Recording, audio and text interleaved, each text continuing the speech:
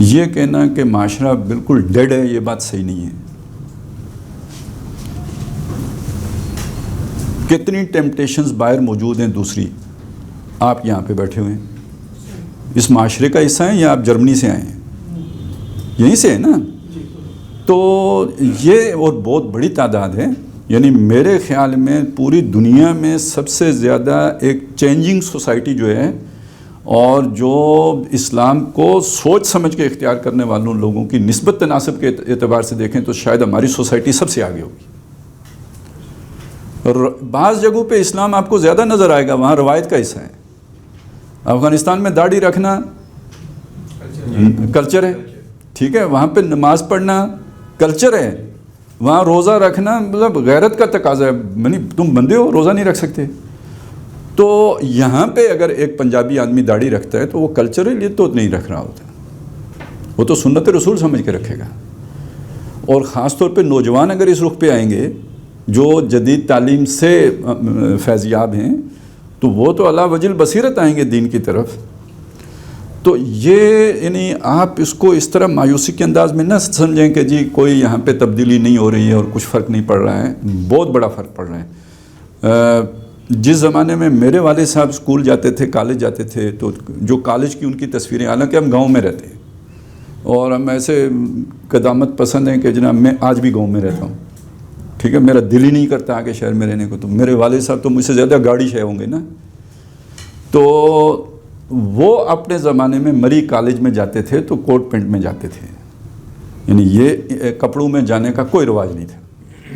College میں تو یہ مطلب یہ بندہ تو بالکل ہی یعنی عجیب ہی چیز لگے گا. آج یونیورسٹیوں میں لوگ اپنے قومی لباس میں جا رہے ہیں. تو یہ نہیں ہے کہ چینج نہیں ہے. اور البتہ اور یہ کہ دیکھیں لوگ قربانی بھی دیتے ہیں. کتنے لوگوں نے جا کے افغانستان میں جانے دیے ہیں، کتنے لوگوں نے جا کے کشمیر میں جانے دیے ہیں. تو سوال اصل میں یہ بنتا ہے کہ یہ سارے کا سایہ کدھر گیا ہے. سوال اصل میں یہ بنتا ہے کہ ہمارے نوجوانوں میں اتنی چینج آ رہی ہے تو اس کا امپیکٹ کیوں نہیں آ رہا ہے. ٹھیک ہے نا، اصل میں سوال یہ بنتا ہے. تو دیکھیں اس اعتبار سے اگر آپ دیکھیں تو یہ لیڈرشپ کا فیلیور ہے، اور ہر سطح کی لیڈرشپ کا فیلیور ہے.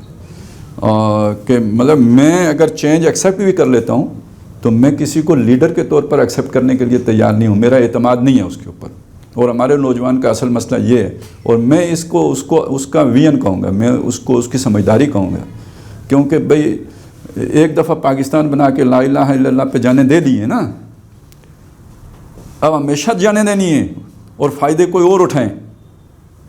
ٹھیک ہے نا. تو یہ اگر آپ نے دیکھ لیا ہے، لیڈرشپ اپنی کو پرکھ لیا ہے اور آپ اس پر اعتماد نہیں کر رہے، تو یہ آپ کے باشعور ہونے کی علامت ہے. اس کو نیگیٹو دیکھنے کی ضرورت نہیں ہے. اور میں آپ کو بتا دیتا ہوں، جس دن جینین لیڈرشپ کوئی نظر آ گئی اس قوم کو تو یہ سیکنڈوں میں بدلے گی.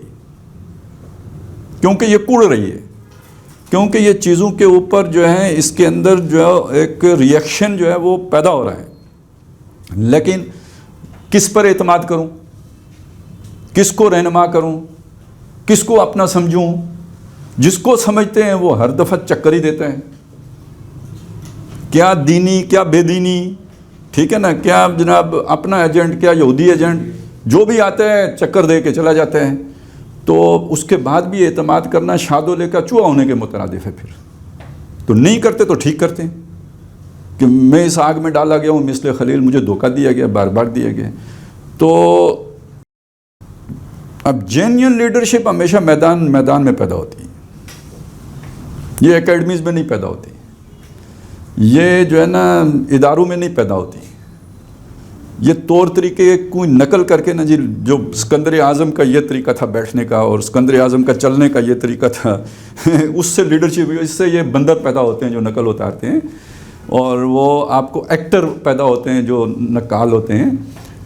جینین لیڈرشپ تو پھر اپنا سٹانس اس کا اپنا ہوتا ہے، اور وہ پھر پیدا ہوتی ہے آگ اور خون کی بھٹیوں سے نکل کے کھڑی ہوتی ہے. تو وہ تو پھر آپ کو سمجھ لینا چاہیے نا، یا تو کشمیر سے پیدا ہوگی یا پھر افغانستان سے پیدا ہوگی. جہاں پہ وہ بٹیاں دہکی ہیں، 40 سال سے دہک رہی ہیں. تو وہ اور آپ چیز دیکھیں گے تو چیزیں گرو کر رہی ہیں. یعنی اگر ایک طرف آپ کو مایوسی نظر آ رہی ہے تو ایسی بات نہیں ہے, ساتھ ہی کوئی نہ کوئی امید کی کرن بھی ہے. کرن کہہ رہا ہوں بس, اس کو اس سے زیادہ نہ لکھیے, کرن کہہ رہا ہوں, رمک کہہ لیجیے, کرن کہہ لیجیے. سبحان اللہ والحمد